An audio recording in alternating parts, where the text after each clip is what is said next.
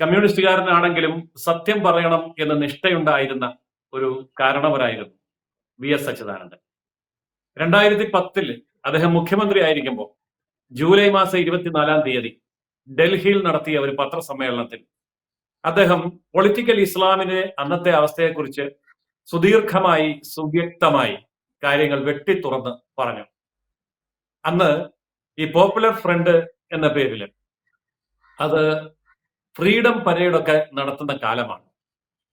അദ്ദേഹം പറഞ്ഞത് ദേശീയവാദികളും ദേശസ്നേഹികളുമൊക്കെ സ്വാതന്ത്ര്യ സമരത്തിന് പരേഡ് നടത്തുന്ന സമയത്ത് ഇവരും ഇതുപോലെ തന്നെ സ്വാതന്ത്ര്യ സമര പരേഡൊക്കെ നടത്തുമായിരുന്നു.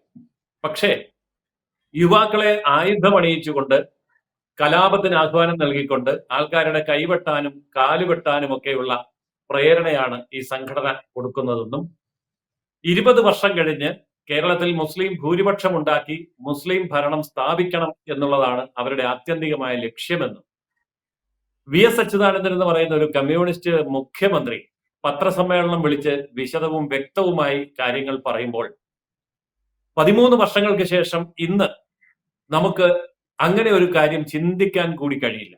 കൂടുതൽ വാർത്തകളും വിശേഷങ്ങളും നിങ്ങളിലേക്ക് എത്താൻ ABC മലയാളം സബ്സ്ക്രൈബ് ചെയ്യുക, ബെൽ ബട്ടണും അമർത്തുക.